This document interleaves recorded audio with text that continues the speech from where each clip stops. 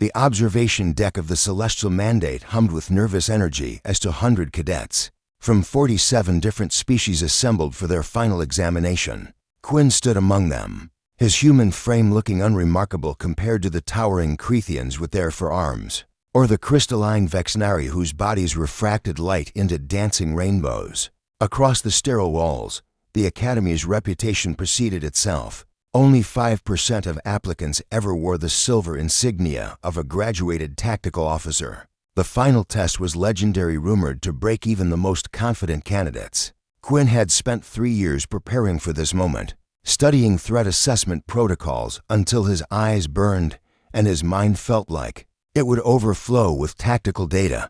Commander Zekather, a veteran Crethian with scars that told stories of a dozen campaigns, stood at the front of the deck. His upper arms were crossed while his lower ones gestured at the massive viewport that dominated the room. Cadets. His voice boomed through the translator implants each student wore. You have 30 seconds to identify the primary threat in this scenario. Your performance will determine whether you leave this room as officers or civilians. The viewport flickered to life, displaying a busy spaceport on the colony world of Epsilon Tertius. Thousands of beings moved through the terminal, families reuniting, merchants haggling, security drones patrolling overhead. The scene looked utterly ordinary, the kind of controlled chaos that defined every major hub in the coalition. Quinn's eyes immediately began scanning forward, analyzing the crowd. A Sulvath carrying suspicious cargo? No, those containers bore proper customs seals. A group of Urati clustered near the main entrance.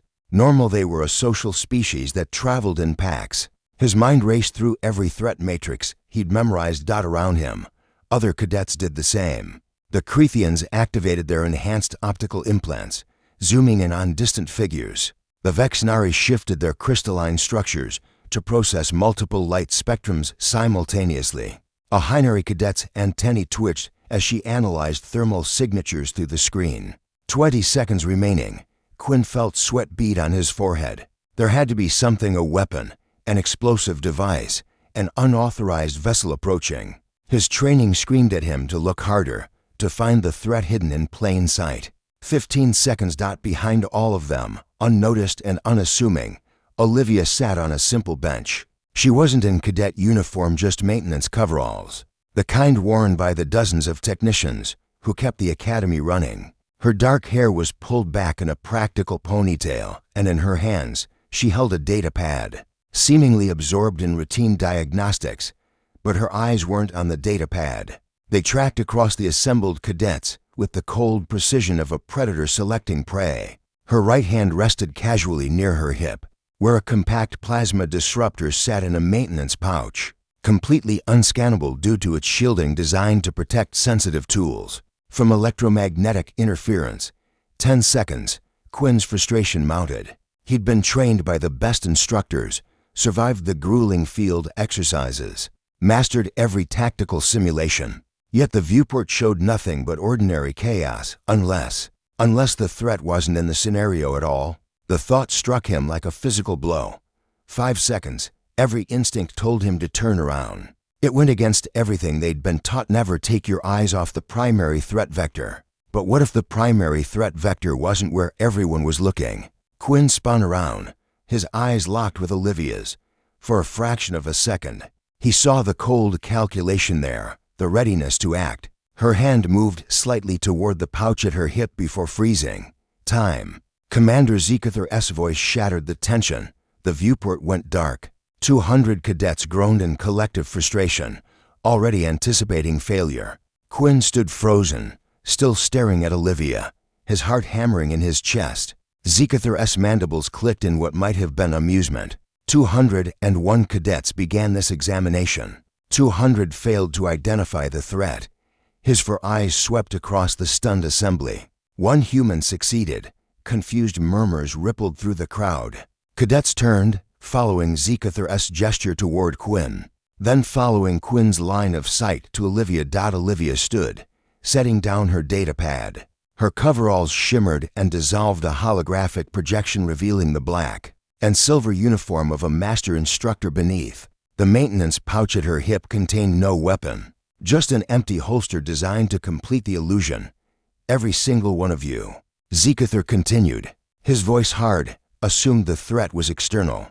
You analyzed the scenario provided, applied your training, and looked exactly where we told you to look. You forgot the first rule of survival. Threats don't announce themselves. They exploit your expectations. Olivia walked forward, her boots echoing on the deck plating. I've been in this room for 45 minutes, she said, her voice carrying easily across the silent space. I was here before most of you arrived. Not one cadet questioned why maintenance personnel would be present during your final examination. Not one checked credentials. Not one performed even a basic threat assessment of your actual, physical surroundings. Quinn felt his face flush. She was right. He'd been so focused on the test, on the viewport, on proving himself, that he'd committed the cardinal sin of tactical awareness. He'd forgotten to check his almost. Zekather's expression softened slightly. Cadet Quinn stepped forward. Quinn moved through the crowd of his peers, acutely aware of their stares. Some looked envious, others embarrassed. A few, mostly other humans, looked thoughtful. What made you turn around? Zekather asked. Quinn swallowed hard. I realized we were looking too hard, sir. When everything seems normal in a test environment, when every obvious threat is eliminated, the real threat is usually the thing you're ignoring. We were all focused forward because that's where the scenario was. But the test wasn't spot the danger in the viewport. It was spot the danger. Period.